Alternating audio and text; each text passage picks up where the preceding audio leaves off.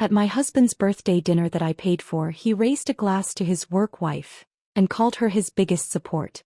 Then he gave me a gift bag with a t-shirt that said, "Divorced and free." Everyone laughed. She leaned over and kissed his cheek. I just sat there, my face burning. I paid for my own humiliation. Then I walked out. 5 minutes later, 87 missed calls.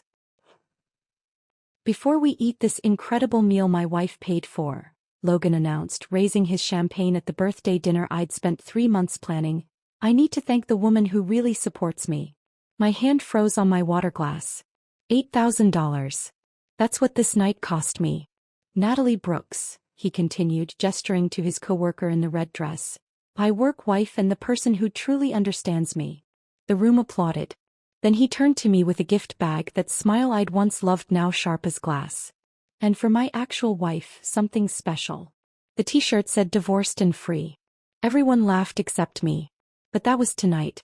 This morning, 12 hours earlier, I'd been a different person. A woman who still believed her sacrifices meant something. Before we go further, thank you for reading stories that reveal the real cost of silence. If you believe women deserve financial freedom and respect, subscribe. It's free and empowers others to reclaim their worth. The alarm had gone off at 5 a.m. like always. Logan needed his smoothie ready by 7:15, exactly 10 minutes before he left for work. The protein powder alone cost $60, imported from New Zealand because the regular kind tasted cheap. I measured it carefully, knowing we had maybe 3 servings left and payday was still 4 days away. My banking app showed $47 to last until then. While the blender whirred, I checked his shirts. 5 designer button-downs hung in order of the week, each one costing more than my monthly therapy copay I'd canceled 6 months ago. Tuesday's shirt had a wrinkle near the collar. Logan would notice. He always noticed imperfections in everything except himself. The iron hissed as I pressed the fabric, remembering my easel gathering dust in the garage. These hands used to hold paintbrushes at dawn, creating landscapes I'd sell at farmers markets for grocery money.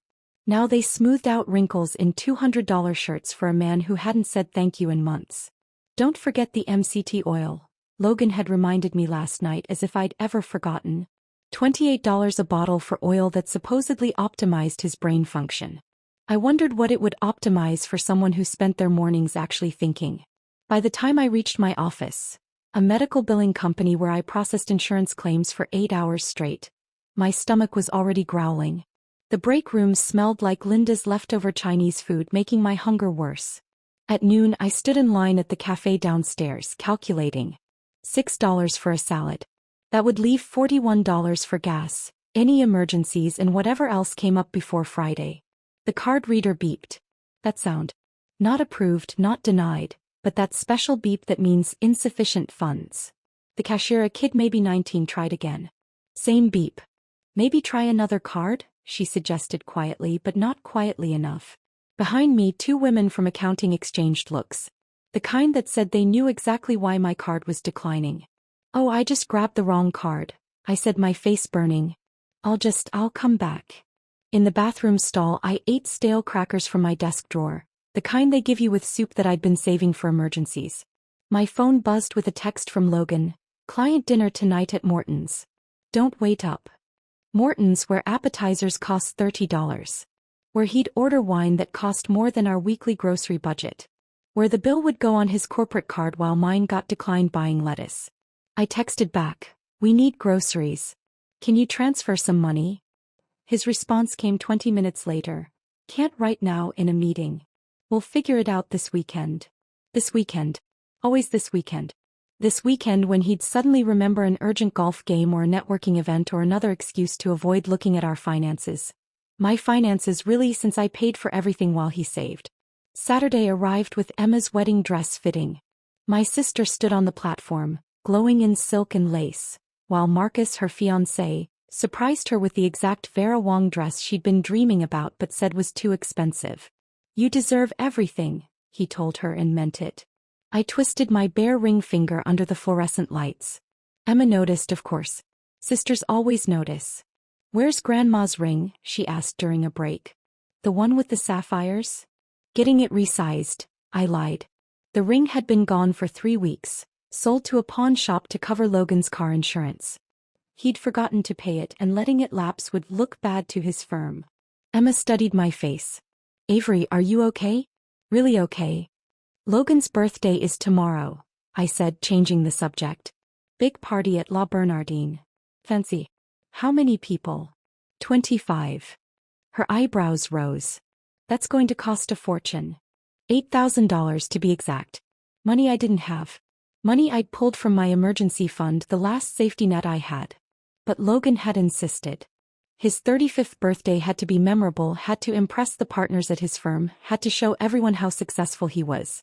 That night, after Logan fell asleep at 11 p.m., I sat at our kitchen table with my laptop, moving money I couldn't spare into an account that would be empty by tomorrow. The Michelin star restaurant wanted another $2,000 for wine pairings Logan had added without asking me. My reflection in the dark window looked like someone I didn't recognize. Hollow eyes, tight jaw, the face of a woman who'd forgotten what her own dreams looked like. I created a spreadsheet of dietary restrictions for people I'd never met. Gluten-free for someone named Bradley. Vegan for Rebecca. No shellfish for Thomas.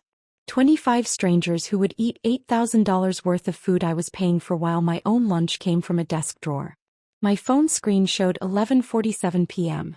In 24 hours I'd be sitting at that restaurant, smiling and playing the perfect wife. I didn't know yet that in 24 hours and 13 minutes, I'd be walking out with a t-shirt that said divorced and free, my phone exploding with calls, my marriage ending with the same public spectacle it had been sustained by. But at that moment I just stared at the credit card I was about to max out and wondered how many more times I could disappear into someone else's life before I completely vanished from my own. The morning sun had barely shifted to afternoon when my phone rang. La Bernardine. The restaurant manager's voice was professionally apologetic, explaining that Mr. Harrison had called to add premium wine pairings to tonight's dinner. Another $2,000. We'll need payment confirmation before service, she said. I sat on the edge of our bed, still in my robe, the emerald dress hanging on the closet door like an expensive ghost. Logan was in the shower, singing off-key to whatever was trending on his workout playlist. 2,000 more. On top of the 6,000 I'd already hemorrhaged. My first credit card company put me on hold for 12 minutes. The hold music was some jazzy version of a pop song, cheerful and mocking. When the representative finally answered, her voice had that practiced sympathy they must teach in training. I'm sorry, Mrs. Harrison, but you've reached your maximum limit. The second company offered a $100 increase. The third, after hearing my voice crack when I said please, gave me $500. Still not enough. I called my bank, the small credit union that had my car loan, and begged for a cash advance against next month's paycheck. They gave me enough to cover the rest. Logan emerged from the bathroom in a towel, his phone already in his hand. Why aren't you dressed? We need to leave in 40 minutes. The restaurant called about. Can you handle it? I need to respond to these emails. He didn't wait for an answer, already typing as he walked to his closet. My hands shook as I applied foundation over the stress hives blooming across my chest. The expensive concealer. A birthday gift from Logan's mother who'd mentioned I looked tired at last year's holiday party, couldn't quite hide the red patches. My fingers fumbled with the mascara wand, leaving a black smudge under my eye that took 3 cotton swabs to fix. You're taking forever, Logan called from the bedroom. People are already heading to the restaurant. The emerald dress zipped up with difficulty. I'd lost weight over the past few months, not from trying but from skipping meals to save money. Yet somehow the dress felt tighter. Stress, probably. Everything felt constricting lately. The pearl necklace sat in its velvet box on my dresser. My grandmother's pearls, the ones she'd worn to her own wedding in 1952. The ones my mother had worn to hers. The ones that were supposed to be worn to mine, except I'd eloped with Logan at City Hall because a wedding was an unnecessary expense. My fingers traced the smooth spheres before clasping them around my neck. They were the last valuable thing I owned that hadn't been sold, pawned, or sacrificed. The ride to the restaurant took 20 minutes in Logan's BMW, the one I made payments on while driving my 10-year-old Honda. He spent the entire drive on a conference call, occasionally mouthing sorry at me while discussing quarterly projections with someone named Richard. La Bernardine's private dining room glowed with soft lighting and fresh orchids. 25 place settings sparkled on cream linen.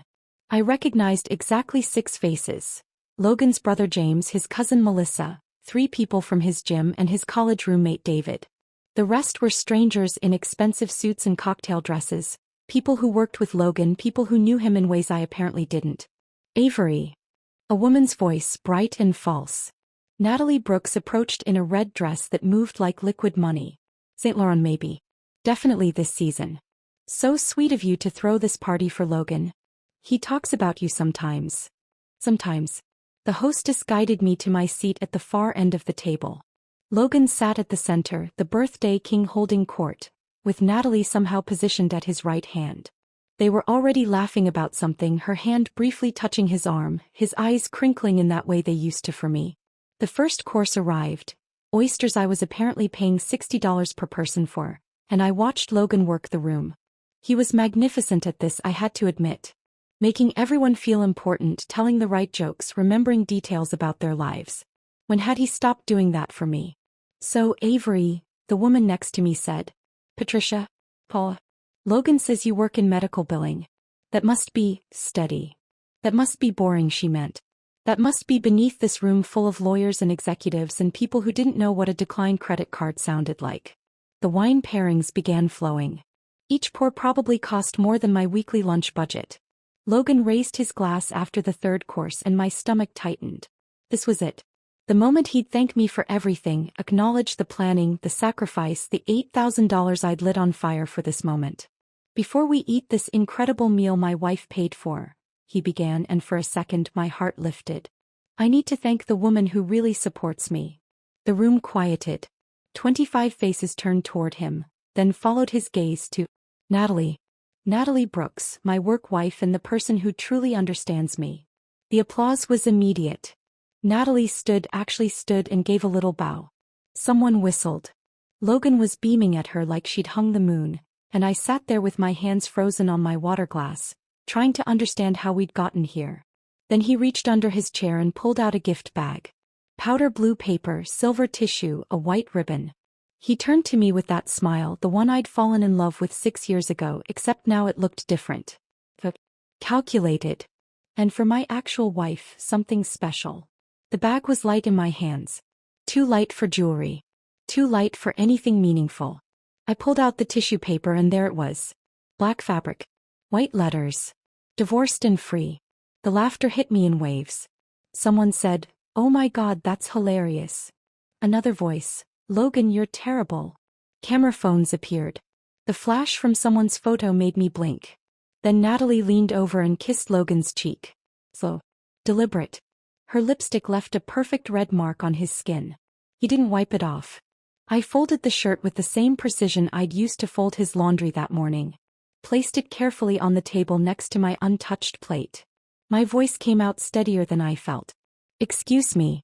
I need to use the restroom." But I turned left instead of right. The hostess stand was empty for a moment, the staff busy with service. I waited, my grandmother's pearls tight against my throat, until someone appeared. The Harrison party. I need to handle the bill. Of course, Mrs. Harrison. $8,347.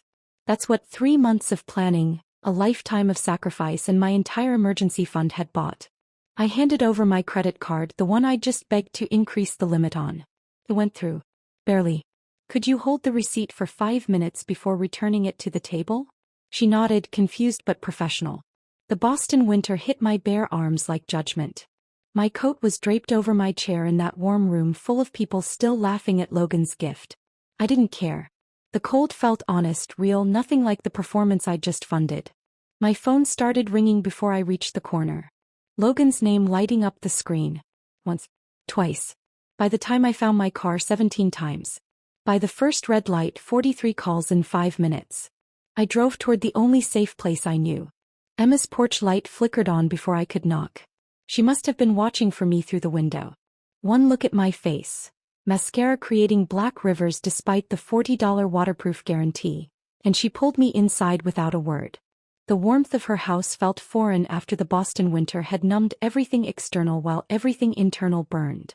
"Where's your coat?" she asked, but I couldn't answer because my phone was screaming. 87 missed calls in the 5 minutes since I'd parked. The number climbed as we watched. 88, 89, 90. Emma guided me to her kitchen floor, the cool tiles somehow comforting against my legs. She didn't ask questions yet, just pulled a bottle of wine from the fridge and 2 coffee mugs from the cabinet. We didn't need wine glasses for this conversation. The phone kept buzzing.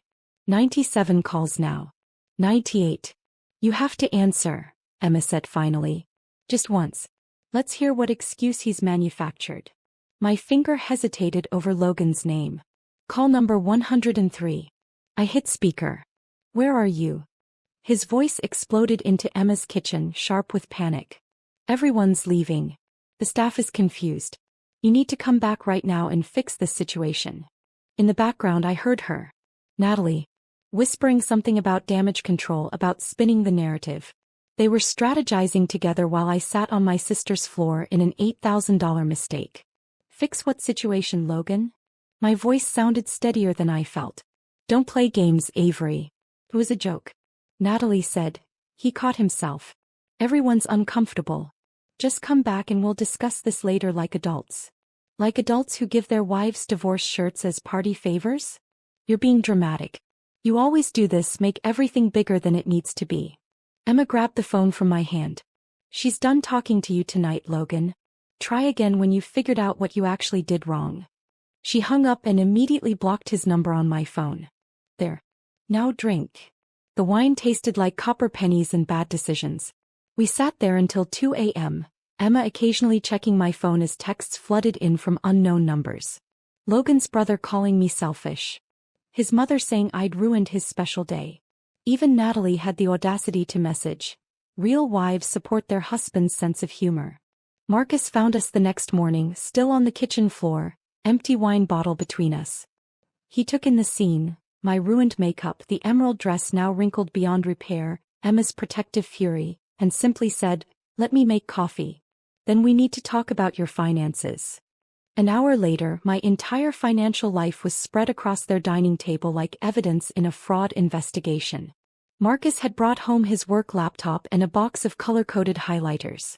He'd requested 3 years of bank statements, credit card records, even the Venmo transactions I'd forgotten existed. "This is going to be hard to see," he warned, uncapping a yellow highlighter. Yellow meant Logan's car payments. $480 monthly for 36 months. Pink showed his clothing purchases. Brooks Brothers, Hugo Boss, Nordstrom. $17,000 in 3 years. Green marked dinners out, always at restaurants I couldn't afford but he insisted were necessary for networking. This one, Marcus pointed to a blue highlighted section. His gym membership. $200 a month for that CrossFit place downtown. You've been paying it for 2 years. He said it was our joint membership. That I could go anytime. Did you ever go? He said I wouldn't fit in there. Marcus's jaw tightened. He pulled out orange for Logan's family expenses. His mother's birthday dinner at the Ritz, $1,200. Christmas gifts for his cousins I'd never met, $3,000. His father's golf club initiation fee, $5,000. I thought we were building something together, I whispered. You were building. He was withdrawing. Marcus turned his laptop screen toward me. While you were paying all this, look at his savings account. $140,000. Accumulated over 3 years while I sold family heirlooms and skipped meals. That's marital property, Emma said, reading over my shoulder. Every penny saved while you paid his expenses. We need Victoria Lawson, Marcus said, already pulling out his phone. Best divorce attorney in Boston. She handled my colleague's case when her husband tried hiding assets. Victoria found everything. 3 hours later, I sat in Victoria Lawson's office on the 15th floor of a building that screamed success. She was nothing like I'd expected. Late 50s, silver hair in a perfect bob, wearing jeans and a blazer like she didn't need to prove anything to anyone. Tell me about the dinner, she said, her Mont Blanc pen poised over a leather journal. I told her everything. The toast to Natalie. The shirt. The public humiliation designed as entertainment. Her pen never stopped moving. Massachusetts recognizes financial abuse in divorce proceedings, Victoria explained. The documentation Marcus compiled shows clear economic exploitation. The birthday dinner? That's emotional abuse with witnesses. 25 witnesses. Her assistant brought coffee in real china cups. Will file Monday. Request exclusive occupancy of your apartment since it's in your name. Freeze joint assets. Demand full financial disclosure. What about his savings? Marital property. Every dollar saved while you covered expenses is subject to equitable distribution. She smiled, sharp as winter. Men like Logan always think they're smarter than the system. They're usually wrong. I signed the retainer with hands that didn't shake. For the first time in years, I was spending money on something that would actually protect me. That night in Emma's guest room, I slept like I'd been drugged. 14 hours straight, no dreams, no anxiety, just unconsciousness. When I woke, afternoon sun slanted through curtains I didn't recognize, and for a moment I forgot why I was there. The emerald dress hung on the closet door, cleaned and pressed.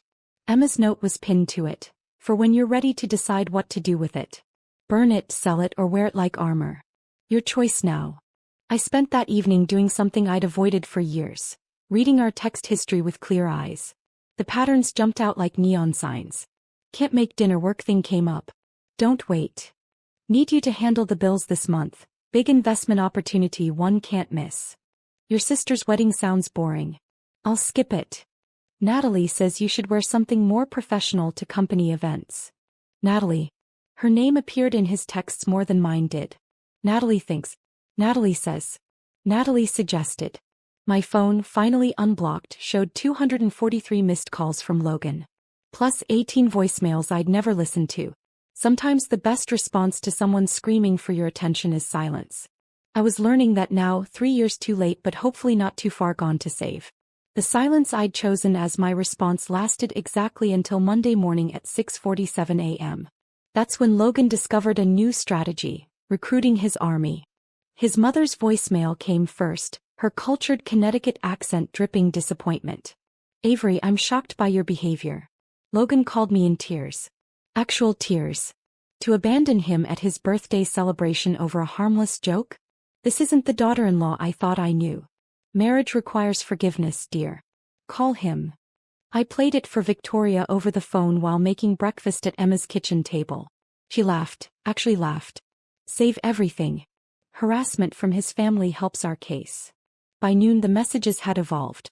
Logan's brother James, the investment banker who'd once told me I was lucky Logan chose someone so ordinary, sent a text novel about maturity and overreactions. 3 of his co-workers reached out through LinkedIn of all places, suggesting I didn't understand office culture and professional humor. Each message got screenshotted, filed, forwarded to Victoria's paralegal who was building something she called the harassment folder. Logan himself cycled through emotions like a broken washing machine. His 7 a.m. voicemail, angry, demanding I return his calls immediately. The 10 a.m. one, bewildered, asking what he'd done that was so terrible. By 2 p.m., tears, actual sniffling about how he couldn't focus at work, how everyone kept asking where I was.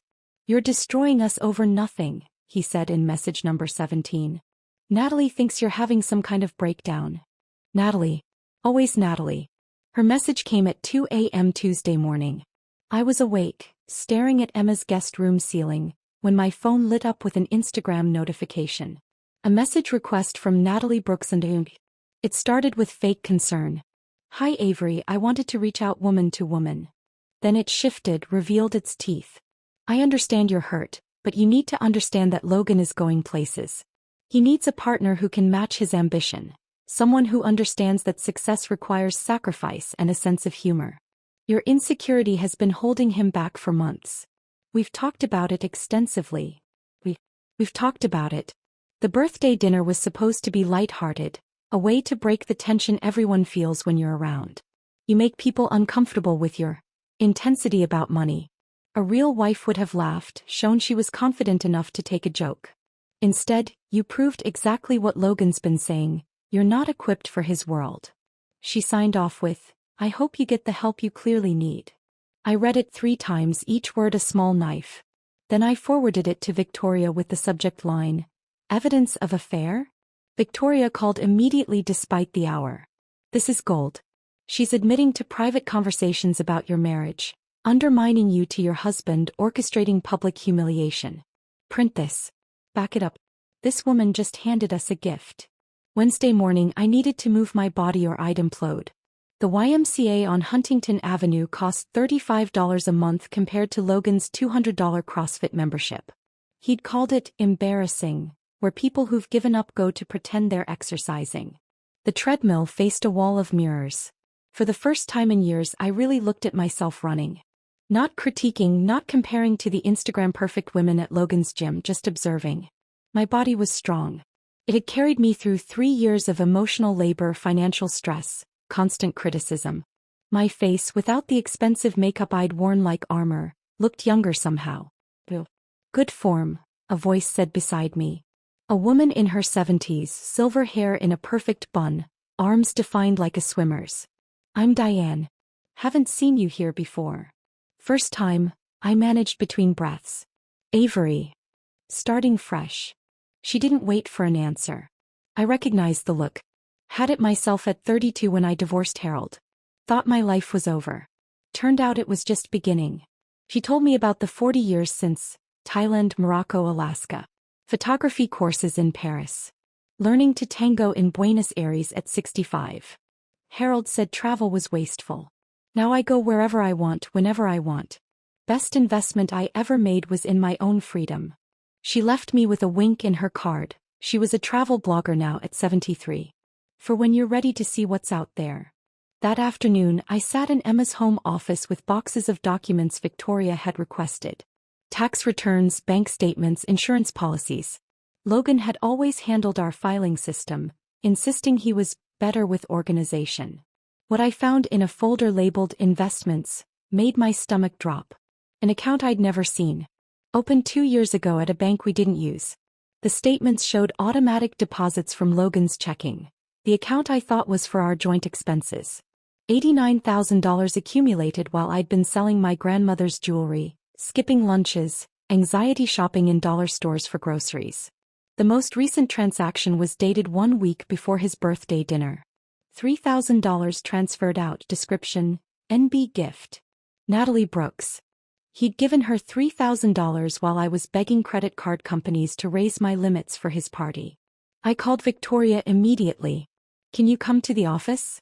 Bring everything. An hour later, I sat in her conference room while she and her paralegal went through the statements with the excitement of archaeologists finding buried treasure. This changes everything, Victoria said. He's been deliberately hiding assets while watching you go into debt. The transfer to Natalie? Either he's paying her for something, or it's proof of an inappropriate relationship. Either way, it's financial infidelity on top of everything else. Logan called while we were documenting everything. Victoria grabbed my phone. Let me. She put it on speaker. Mr. Harrison, this is Victoria Lawson, Mrs. Harrison's attorney. All communication needs to go through legal channels now. Her attorney. Are you serious, Avery? Over a joke. Mr. Harrison, I'm advising you to get counsel. You'll be served with papers shortly. This is insane. Avery, please. Victoria hung up. That's the last time you'll hear his voice without a lawyer present. I promise you that. That evening I sat with Emma and Marcus showing them the hidden account statements. Marcus whistled low. He played you for a fool while building his safety net. Built it with my money essentially, I said, surprised by how steady my voice sounded. While I was paying all his expenses, he was saving every penny. Emma reached over and squeezed my hand. Not anymore. My phone showed 57 new messages from Logan's various flying monkeys.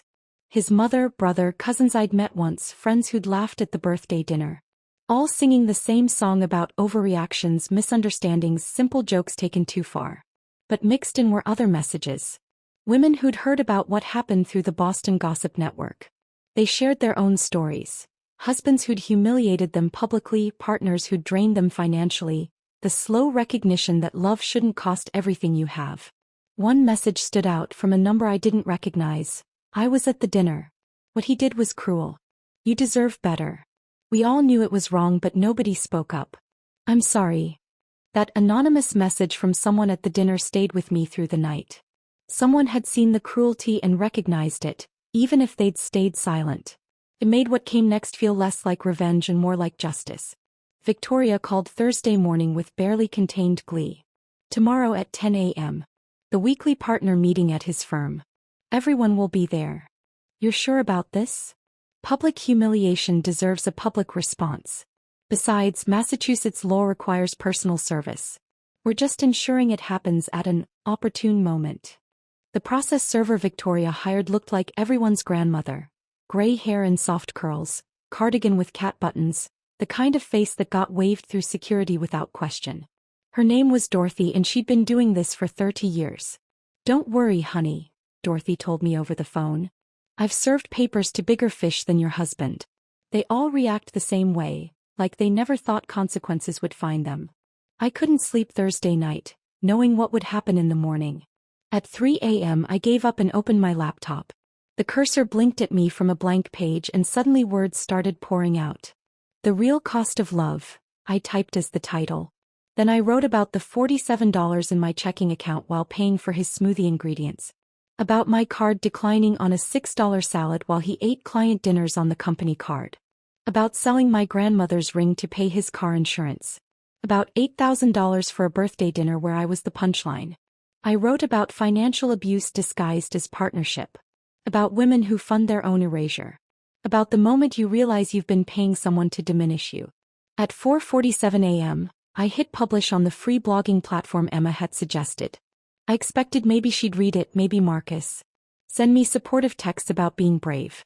By 7 a.m. there were 43 comments. Women sharing their own stories. Credit cards maxed for husbands' hobbies. Inheritances drained for boyfriends' business ventures. Savings emptied for partners' dreams while their own withered.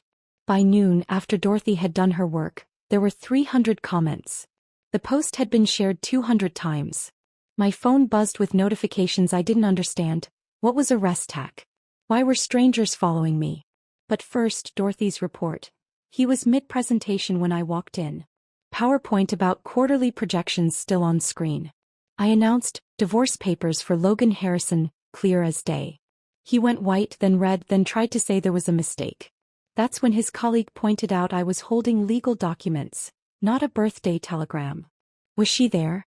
Natalie, sitting 3 seats from him, went pale as a ghost when I said, divorce. Security escorted me out very politely, but not before everyone got a good look. That office will be talking about this for months. Tuesday evening, 5 days after the birthday dinner, Logan showed up at Emma's house. I saw him through the peephole, suit wrinkled, hair uncombed, holding carnations from the grocery store. The kind that cost $4.99 and come wrapped in cellophane. Emma stood behind me. You don't have to answer. I know. But I opened the door anyway, staying behind the screen. My phone was already recording in my pocket. Avery. His voice cracked on my name. Please. We need to talk. So talk. He launched into what felt like a rehearsed speech. Started with tears, actual tears, about how he'd never meant to hurt me. Shifted to anger about the scene at his office, how I'd humiliated him. Then bargaining, promises of counseling, of change, of doing better. I'll go to therapy, he said. Couples counseling. Individual therapy. Whatever you want. What I wanted was a partner who didn't need therapy to learn not to humiliate me. It was a joke. Natalie said.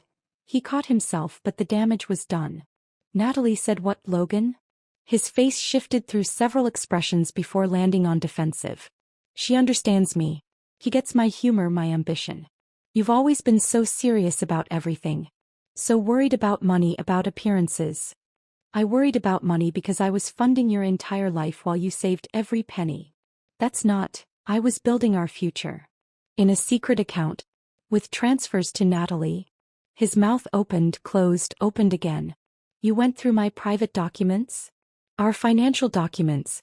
For our divorce lawyer. He stepped forward and I stepped back, keeping the screen door between us. Avery, please. Don't do this. You're destroying everything over one bad night. No, Logan. You destroyed everything. I'm just refusing to pay for the cleanup. Emma appeared beside me. You need to leave. No. Or I'm calling the police. He looked between us, his face cycling through manipulation tactics like a slot machine looking for the winning combination. Finally, he placed the carnations on the porch, still in their cellophane wrapper, and walked away. Wednesday morning, Victoria forwarded me an email with the subject line, Christmas came early. Someone had sent my blog post to Logan's HR department. Attached was a note. This describes an employee at your firm. The birthday dinner mentioned involved another employee, Natalie Brooks. Thought you should know about potential workplace inappropriate conduct. By afternoon, Logan's company had launched an investigation. Victoria had a contact there who told her colleagues were suddenly remembering things. Intimate lunches, closed-door meetings, the way Natalie always seemed to know Logan's schedule better than his assistant did. The best part. Victoria said over the phone. They're investigating the $3,000 transfer. If he used any company resources, his work computer, company phone, even company time, to transfer money to a subordinate he's potentially involved with, that's termination worthy. My blog kept growing. 1,000 shares. 2,000. Women reaching out with their stories, lawyers offering advice, financial advisors explaining economic abuse. Someone started a hashtag. Hashtag real cost of love. Thursday, a message from an unexpected source. Logan's cousin Melissa, who'd been at the birthday dinner. I should have said something that night. We all knew it was wrong. But Logan's always been the golden boy in the family, and everyone just goes along with whatever he does. I'm sorry. You deserved better. We all knew it and we stayed silent. That's on us. By Friday, a week after the dinner that changed everything, my life had split into before and after. Before, I was invisible, funding someone else's life while mine disappeared. After, I was awake, aware, and finally fighting for myself. Logan had called 347 times total since that night. I'd answered once. The number felt significant somehow. 347 attempts to regain control, 347 failures to understand that some things, once broken, can't be fixed with flowers from the grocery store and promises to change. Victoria called that evening with an update. His lawyer reached out. They want to negotiate. Seems the HR investigation isn't going well for him. What do they want? What they want doesn't matter. What matters is what you're entitled to. And honey, that's a lot more than they want to admit. I sat in Emma's guest room that night, reading through the comments on my blog. Each woman sharing her story of financial manipulation, emotional abuse, public humiliation transformed into private survival. We were building something together. A chorus of voices saying the same thing. We deserve better. We are worth more than the bills we paid and the dreams we funded. The mediation room smelled like leather and disappointment. Victoria's conference room table stretched between two worlds. Logan and his lawyer on one side, Victoria and me on the other. 2 weeks had passed since the birthday dinner, and here we sat, determining the price of 3 years of marriage. Logan's lawyer, a man named Richard Steinberg who wore cufflinks worth more than my monthly salary, slid a paper across the table with the confidence of someone who'd never lost. My client is prepared to be generous, he began, his voice smooth as oil. Mrs. Harrison keeps her personal belongings and her debt. Mr. Harrison retains his savings, accumulated through his hard work and financial discipline. Logan actually nodded like this made perfect sense. He was wearing his best suit, the charcoal one I'd bought him for last Christmas with money I didn't have. I earned that money, Logan said, looking directly at me for the first time since we'd entered the room. Every penny came from my salary. Victoria didn't even blink.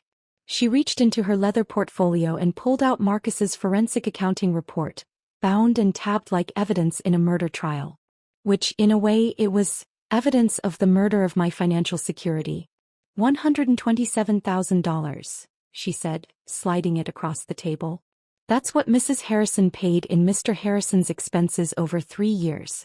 With interest calculated at market rate, it's closer to $135,000. She flipped to a tab section. Car payments, insurance, clothing, meals, gym membership, family gifts, even his mother's birthday dinners. All paid from Mrs. Harrison's income while Mr. Harrison saved his entire 6-figure salary. Richard Steinberg's face didn't change, but Logan's did. The smugness drained away like water from a tub. Additionally, Victoria continued, there's the matter of the $89,000 in the hidden account, and the $3,000 transfer to Natalie Brooks, dated 1 week before the birthday dinner. We need a recess, Steinberg said quickly. Take all the time you need, Victoria replied. The numbers won't change. While they huddled in the hallway, I sat there staring at the conference room's view of Boston Harbor. Ships moving in and out, carrying things to new places. Starting journeys, ending others. Victoria's hand touched my shoulder. You okay? He really thinks he earned that money. He really believes I contributed nothing. Men like Logan always do. That's why we document everything. When they returned, Logan wouldn't look at me. Steinberg's proposal had changed, but not enough. They'd moved from insulting to merely inadequate. Victoria prepared for round 2 when my phone buzzed. Emma, texting urgently, "Mom is here." My mother, Helen, had driven 14 hours from Florida without telling anyone. I found her in Emma's living room, looking smaller than I remembered, older too. We hadn't spoken in 6 months. Not since I'd cancelled my visit because Logan needed me to attend his company gala. "I read your blog," she said instead of hello. The silence stretched between us like all the years of things unsaid. "Sit," she said, patting the couch beside her. "I need to tell you something." Over tea that Emma quietly made and left us to drink, my mother told me her story. How she'd worked 2 jobs to put my father through law school. How she'd given up her scholarship to study art in Italy because he said marriage was more important. How she'd spent 30 years funding his dreams. His law practice, his golf club memberships, his affairs she pretended not to know about. "I told myself it was love," she said, her hands wrapped around the mug like it could warm more than just her fingers. "Sacrifice meant love. The more I gave up, the more it proved I loved him." "But you seemed happy," I said, remembering family dinners where she'd smiled and served and never complained. "I got very good at seeming." Her voice cracked. "When your father died, I was 65. 65 years old, and I'd never been to Paris. Never painted anything just for me. Never bought a dress without wondering if he'd approve." She pulled out her phone, showing me pictures from the last 5 years. Helen in Paris finally. Helen at a pottery class in Sedona. Helen laughing with friends I'd never met on a beach in Portugal. 5 years of living, she said. After 30 of existing. Don't wait for permission, Avery. Don't wait for him to die or leave or change. Give yourself permission now. We held each other then, both crying for the years we'd lost to men who saw us as supporting cast in their stories. That evening my phone rang with an unknown number. A woman's voice, warm and professional. "Is this Avery Harrison? I'm Jennifer Wu, a literary agent. I've been following your blog. 20,000 shares. That's what the real cost of love had reached." Jennifer wanted to talk about book deals, speaking engagements, turning my story into something bigger. "I'm also getting inquiries from media outlets," she said. "Podcasts, magazines. Your story is resonating." I accepted one interview, a small podcast called Divorced and Thriving, run by a family law attorney named Diane Walsh. The recording happened over Zoom from Emma's guest room, my voice shaking as I introduced myself. But as I talked about the birthday dinner, about the financial abuse, about the moment I realized I'd been funding my own erasure, my voice steadied. Grew stronger. "Financial abuse is still abuse," I said, surprised by my own clarity. "When someone watches you struggle while they save, that's abuse. When they let you skip meals so they can eat well, that's abuse. When they make you feel grateful for being allowed to pay their bills, that's abuse." The interview went live Thursday morning. By Friday evening it had 40,000 downloads. Messages flooded in from women who'd lived the same story, who'd funded their own diminishment, who'd been told they were lucky to be chosen. But the universe wasn't done delivering justice. Friday at 4 p.m. Victoria called with news that made me sit down on Emma's kitchen floor. HR concluded their investigation. Natalie Brooks has been transferred to the Delaware office, effective immediately. Logan's been placed on administrative leave pending further review. What does that mean? It means security escorted him out with a cardboard box while his colleagues watched. His key card's been deactivated. His assistant is already packing up his corner office. I thought I'd feel triumphant. Instead I felt empty. Not sad, not happy, just empty. Like watching a movie end that you've been forced to sit through for too long. "There's more," Victoria continued. "His lawyer called. They want to settle. The real settlement this time. Half the hidden savings, plus monthly support for 2 years, plus assuming all marital debt." Why now? Because Logan, without his job, without his reputation, without his image?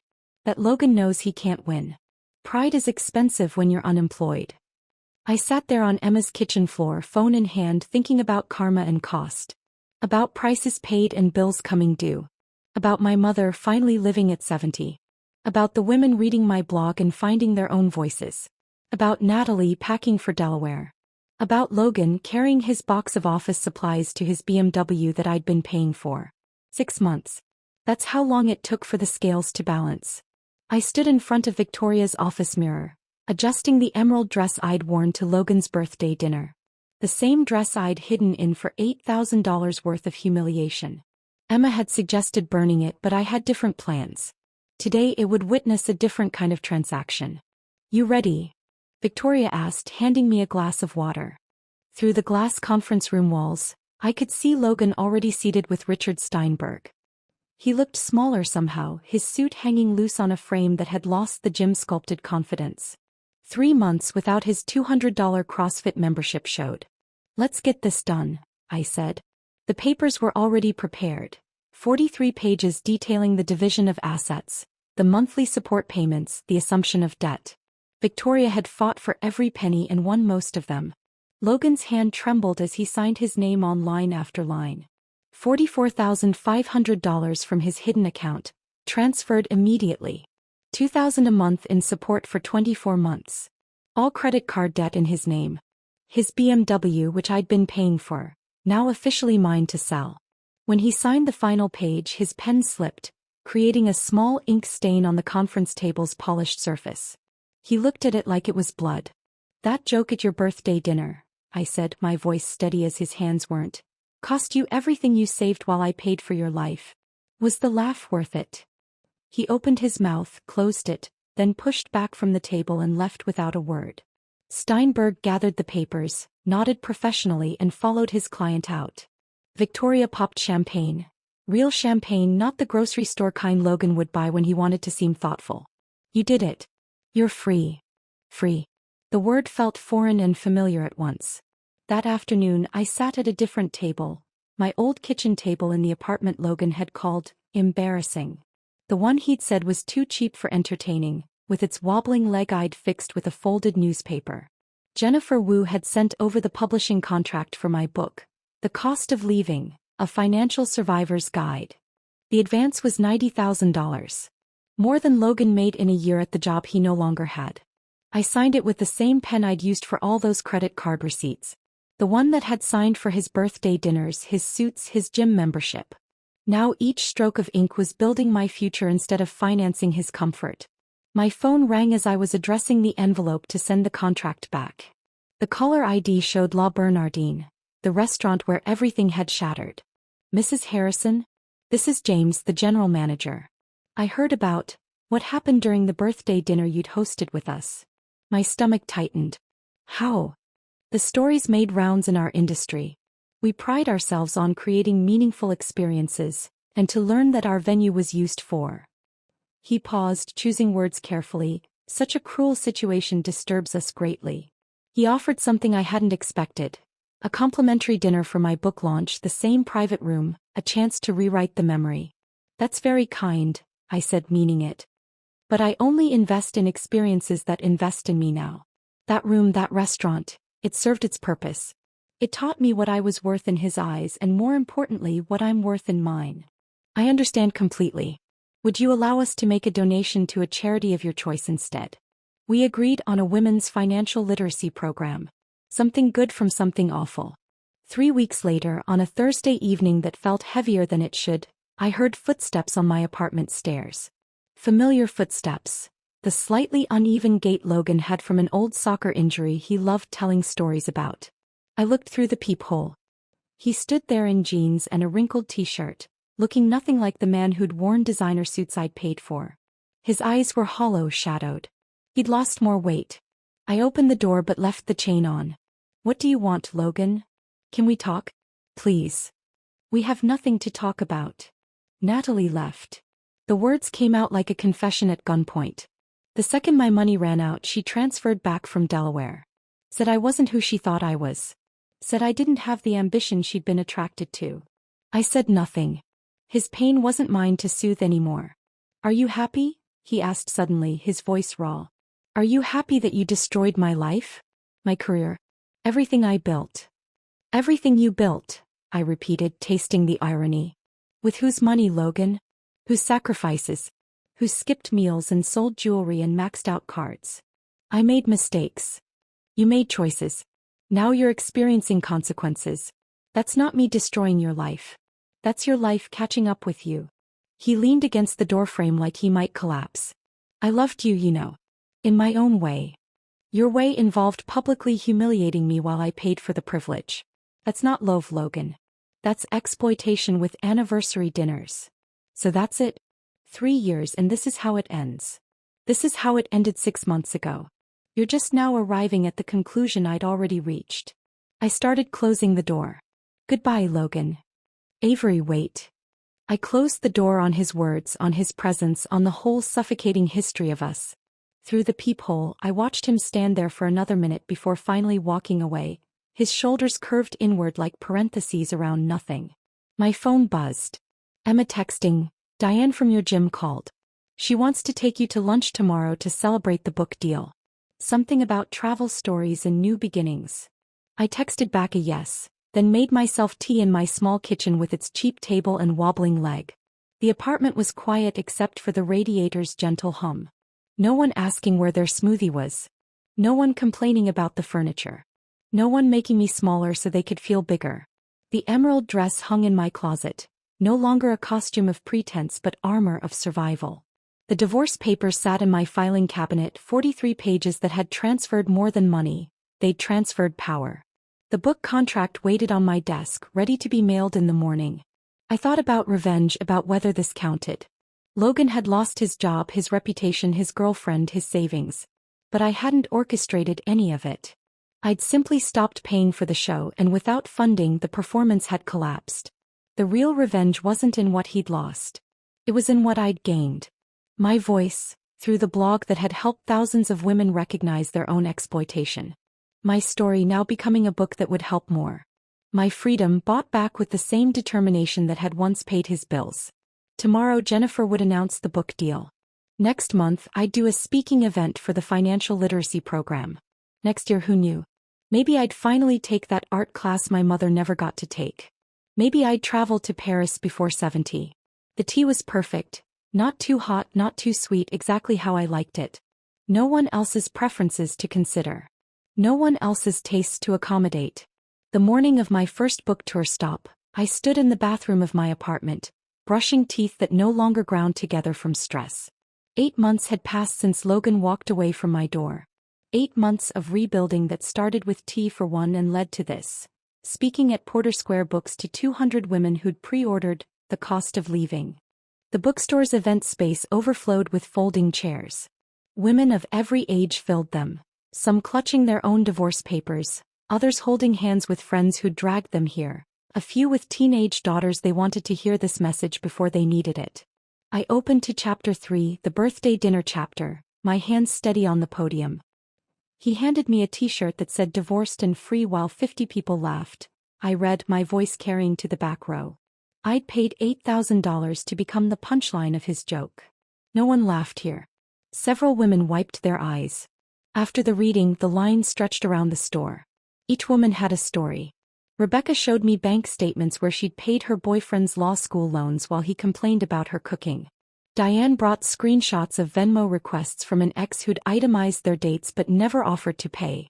Margaret, 73, simply pressed my hand and said, 40 years too late for me but not for my granddaughter. We weren't just sharing stories anymore. We were building something, a network of understanding that financial abuse wasn't about money.